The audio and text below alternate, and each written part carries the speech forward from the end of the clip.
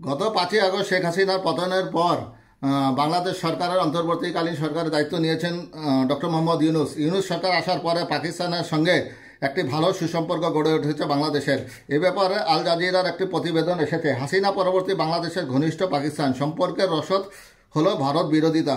ইসলামাবাদে পাকিস্তানের সেনাপ্রধান জেনারেল আসিম মনিরের সঙ্গে সাক্ষাৎ করেছেন বাংলাদেশি সেনা কর্মকর্তা lieutenant general SM Kamrul Hasan. তাদের বৈঠকের টেবিলে দুই দেশের পতাকা সাজানো ছিল। কামরুল হাসান পাকিস্তানের অন্যান্য সেনা কর্মকর্তার সঙ্গে সাক্ষাৎ করলেও তার এই সফরের প্রধান আকর্ষণ ছিল সেনাপ্রধানের সঙ্গে বৈঠক করা।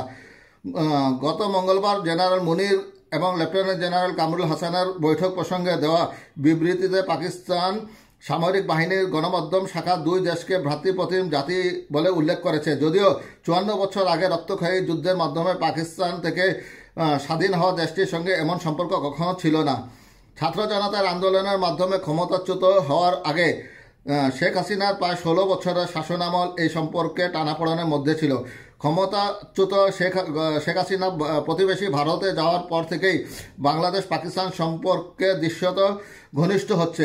উভয় দেশের রাজনীতিতে ভারত বিরোধী মনোভাব কাজ করছে, যা ইসলামাবাদ ও ঢাকার ঐতিহাসিক বৈরিতার চেয়েও শক্তিশালী বলে মনে করা হচ্ছে। পাকিস্তানি সামরিক বাহিনী জানিয়েছে মুনির ও কামরুল হাসান দুই দেশের মধ্যে সামরিক সম্পর্ক জোরদারের গুরুত্ব তুলে ধরেন এবং এই অংশীদারিত্বকে বাহ্যিক প্রভাব থেকে সুরক্ষিত রাখার প্রতিশ্রুতি ব্যক্ত করেন। তাদের বৈঠক ছিল দুই দেশের মধ্যে সাম্প্রতিক উচ্চ পর্যায়ের একাধিক বৈঠকের অংশ। গত মাসে মিশরের রাজধানী কায়রোতে উন্নয়নশীল দেশগুলোর জোট D8 এর সম্মেলনে পাকিস্তানের প্রধানমন্ত্রী শাহবাজ শরীফ বাংলাদেশের অন্তর্বর্তী সরকারের প্রধান উপদেষ্টা ডক্টর মোহাম্মদ ইউনূসের সঙ্গে সাক্ষাৎ করেন। এর আগে গত সেপ্টেম্বরে জাতিসংঘের সাধারণ পরিষদের সাইডলাইনে তাদের আরেকটি বৈঠক হয়। পাকিস্তানের পররাষ্ট্রমন্ত্রী ইসাক দার আগামী মাসে বাংলাদেশ সফর করবেন বলে আশা করা হচ্ছে।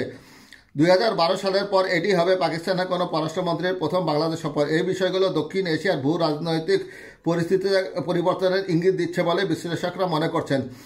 ঢাকা ও ইসলামাবাদের বৈরিতার শিকড় নিহিত 1971 সালের মুক্তিযুদ্ধের মাধ্যমে বাংলাদেশের স্বাধীনতার ইতিহাসে। পাকিস্তানি সামরিক বাহিনী এবং আলবদর ও আসামস তাদের সহযোগী মিলিশিয়ারা স্বাধীনতাকামী জনগোষ্ঠীকে নিশ্চিহ্ন করতে নিধনযজ্ঞে নামে লাখ লাখ মানুষকে হত্যা করা হয়। অন্তত 2 লাখ নারীকে ধর্ষণ করা হয়েছিল।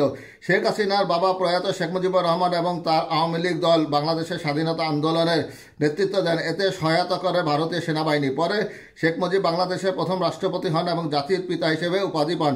1974 সালে পাকিস্তান একটি ত্রিপক্ষীয় চুক্তির মাধ্যমে বাংলাদেশের স্বাধীনতা স্বীকার করলেও ইসলামাবাদ ও ঢাকার মধ্যে বিভিন্ন অমীমাংসিত বিষয় থেকে যায়।